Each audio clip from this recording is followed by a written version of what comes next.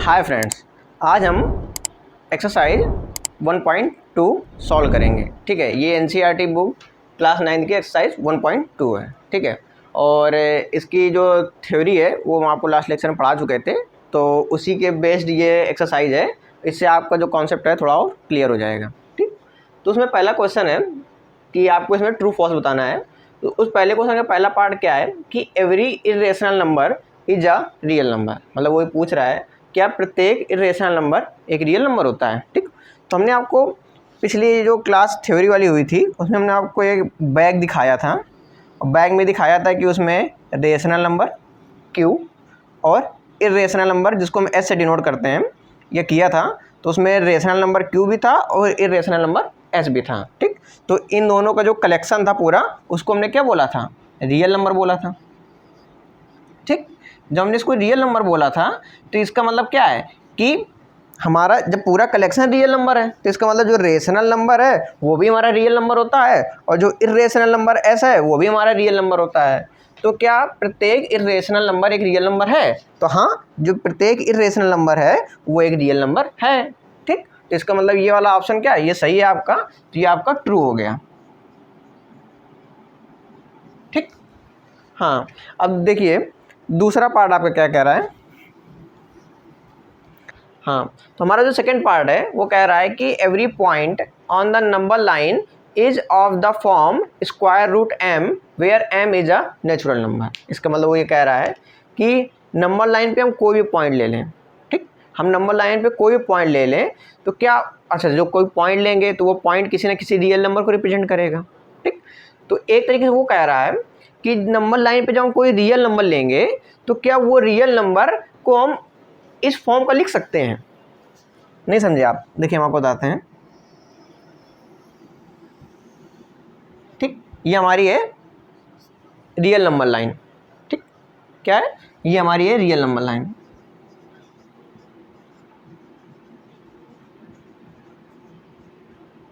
ठीक, ये real number line है। Every point on the number line.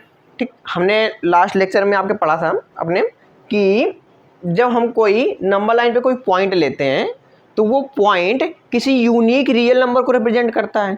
ठीक, तो जब हमने वो पॉइंट लिया तो वो पॉइंट किसी न किसी नंबर को रिप्रेजेंट करेगा। ठीक, मान लेते हैं वो ये पॉइंट है हमारा। ठीक, तो जो ये पॉइंट होगा वो किसी न किसी नंबर को रिप्रेजेंट कर रहा है, तो यहाँ कोई ना कोई नंबर होगा। वो नंबर हम मान लेते हैं यहाँ पे -5 है। क्या है, -5। तो हमारा क्वेश्चन ये कह रहा है क्या हम -5 को ऐसे लिख सकते हैं, इस तरीके से। मतलब एक तरीके से वो ये कह रहा है कि हम ऐसा कर सकते हैं कि कोई नंबर m हो, उसको स्क्वायर रूट लेने के बाद वो -5 के बराबर हो जाए। यहाँ पे हमने ये पॉइंट -5 लिया है इसलिए। ठीक, या अगर आप वो पॉइंट ले लेते हैं यहाँ पे 2 ले लेते हैं। ठीक, तो अब वो कह रहा है कि मतलब हमने लिया every point on the number line, हमने कोई एक पॉइंट लिया 2। ठीक, पॉइंट लिया तो उसके करस्पॉन्डिंग हमें एक नंबर मिला 2 लिया हम। ठीक, तो क्या 2 को हम इस फॉर्म पे लिख सकते हैं। ठीक, जब 2 को इस फॉर्म पे लिख सकते हैं तो हम क्या करेंगे कि स्क्वायर रूट m को 2 के बराबर कर देंगे। ठीक, तो हम ये ढूंढेंगे कि ऐसा कौन सा m है जिसका स्क्वायर रूट लेने पर 2 आ जाएगा। तो आप सीधे सीधे बताएंगे कि m को 4 ले लो। ठीक, तो आप कहेंगे कि स्क्वायर रूट 4 जो है आपके 2 के बराबर हो जाएगा। ठीक, इस पॉइंट को तो आपने ऐसा रिप्रेजेंट कर लिया।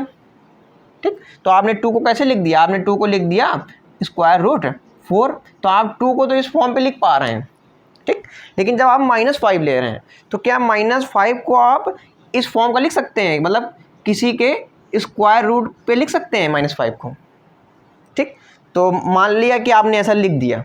ठीक, अच्छा, आपको पता होगा कि जब हम किसी नेचुरल नंबर स्क्वायर रूट लेते हैं तो स्क्वायर रूट लेने के बाद वैल्यू हमेशा क्या आएगी, पॉजिटिव आएगी।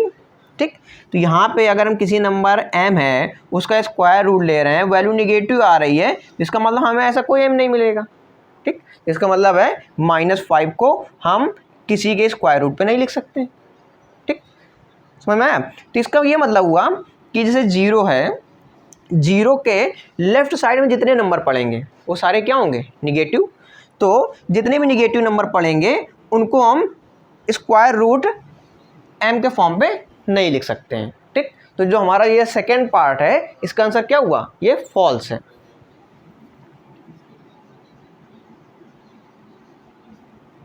ठीक, अब हमारा आता है थर्ड पार्ट। थर्ड पार्ट है every real number is an irrational number. मतलब क्या, प्रत्येक रियल नंबर एक इरेशनल नंबर होता है। ठीक है, तो ऐसा तो नहीं हो सकता, क्योंकि जैसे नंबर लाइन में, ठीक है, नंबर लाइन में जितने नंबर हैं वो सब रियल नंबर होते हैं। ठीक, उनमें से कुछ नंबर रेशनल हैं और कुछ इरेशनल हैं। ठीक, तो इन्होंने कहा है क्या, every real number is irrational. ठीक, तो इसमें मान लो हम ले लेते हैं 1/2, रियल लाइन पे है कि नहीं है। ठीक, और ये रियल नंबर भी है, तो हमारा 1/2 जो है वो रियल नंबर तो है लेकिन इरेशनल नंबर नहीं है। ठीक, ऐसे आप जितने भी आप रेशनल नंबर ले लेंगे, ठीक, तो वो रेशनल नंबर जो आप लेंगे क्यों, वो रियल नंबर तो होंगे लेकिन वो इरेशनल नंबर नहीं होंगे। ठीक, इसका मतलब है कि सारे रियल नंबर इरेशनल नंबर नहीं होते हैं, क्योंकि रियल नंबर के अंदर कौन कौन, दोनों ही आते हैं। आपका रियल नंबर के अंदर रेशनल नंबर भी होता है और आपका इरेशनल नंबर भी होता है।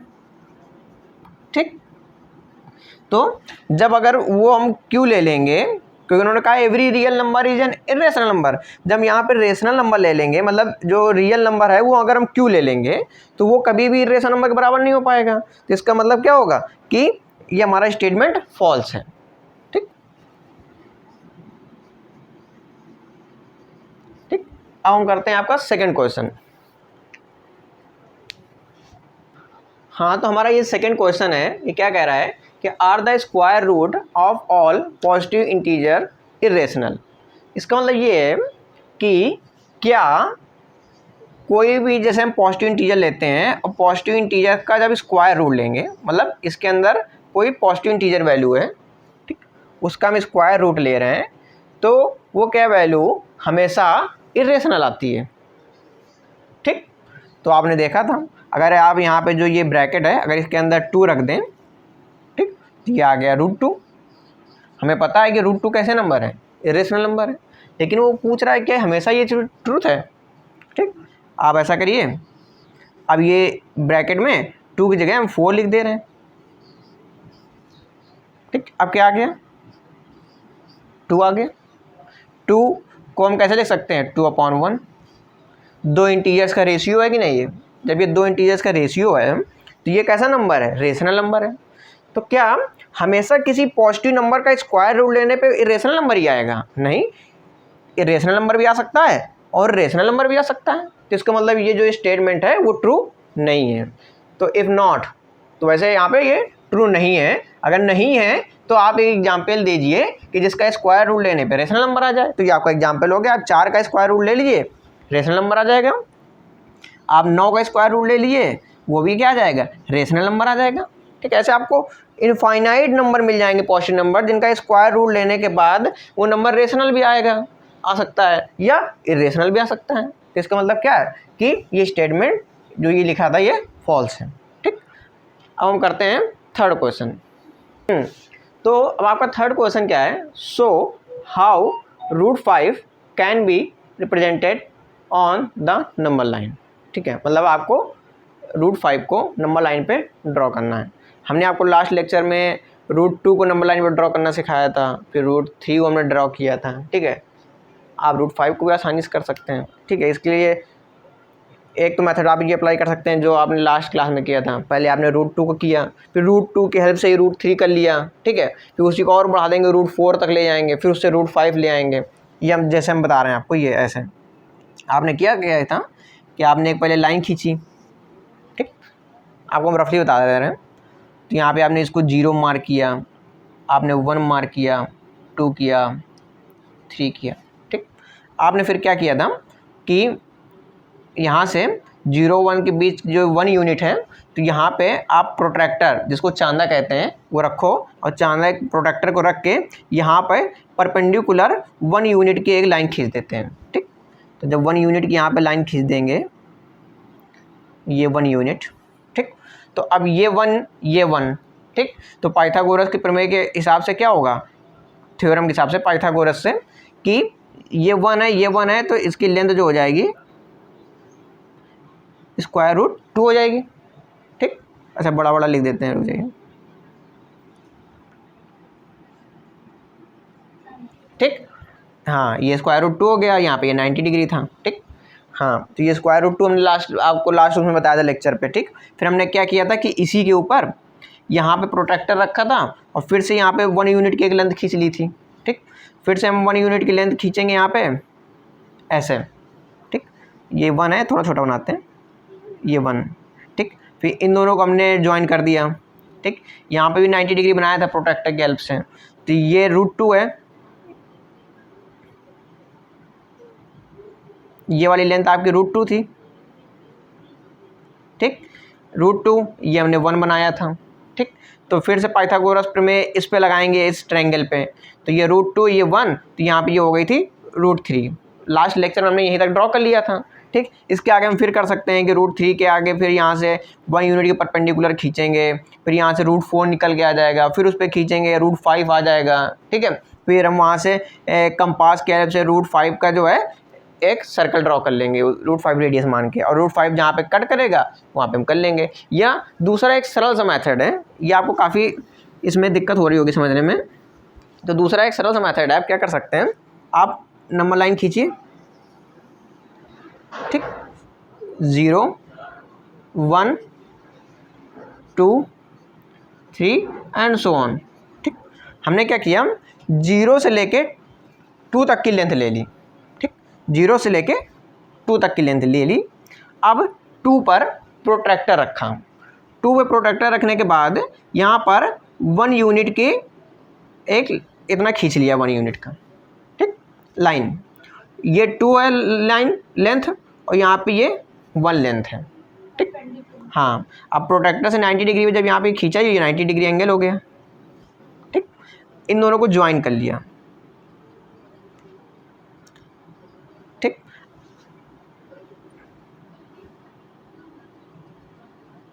ठीक, इन दोनों को ज्वाइन कर लिया।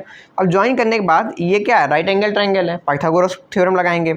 तो इसकी जो लेंथ होगी, मान लिया कि ये पॉइंट अगर ए है, ये पॉइंट बी है, ये सी है, तो हमारा AC का स्क्वायर बराबर किसके होगा, AB के स्क्वायर प्लस BC के स्क्वायर के। ठीक, AB का स्क्वायर, AB लेंथ कितनी है, 1 1 2 लेंथ है, तो 2 का स्क्वायर मतलब 4। BC लेंथ कितनी है 1, उसका स्क्वायर 1 हो गया, तो यहाँ पे आ गया ये 5। यहाँ से AC कितना निकल के आया है, प्लस माइनस √5, प्लस वाला ले लेंगे क्योंकि लेंथ है, AC आ गया √5। ठीक, अब यहाँ पे क्या करेंगे, √5 रेडियस हम कंपास पे लेंगे, आर्क मतलब सॉरी रेडियस लेंगे, और यहाँ पे एक इससे सर्कल ड्रा कर देंगे ऐसे ऐसे। ठीक, तो ये जब सर्कल ड्रा करेंगे, तो जो ये सर्कल होगा, AC भी उसकी रेडियस होगी, और इसको अगर D मान लें, यहाँ पे D पॉइंट पे कट कर रहा है, तो AD भी उसकी रेडियस होगी। इसका मतलब AC = AD = √5। तो A से लेके D तक की जो दूरी होगी वो हमारी √5 होगी। ठीक, ऐसे हम ड्रॉ कर सकते। हाँ, तो अगर हमने आपको ये रफली आइडिया दे दिया है कि आप इससे बना सकते हैं, अगर आपको बनाने में कोई दिक्कत हो रही है तो आप कमेंट बॉक्स में लिख दीजिए, हम आपको कॉपी और पेन की सहायता से बना के दिखा देंगे। ठीक है, अब इसके बाद जो ये एक्सरसाइज है 1.2 एक्सरसाइज में शायद 3 ही क्वेश्चन है, क्योंकि वो 4th क्वेश्चन जो है वो आपका क्लास वर्क है, वो आप आसानी से कर सकते हैं, उस पर वो लिखा भी हुआ है आपके एक्सरसाइज में। ठीक है, तो ये हमारी एक्सरसाइज 1.2 यहाँ पे खत्म होती है। अब आपकी जो नेक्स्ट क्लास होगी वो थ्योरी की क्लास होगी। ठीक है, थैंक यू।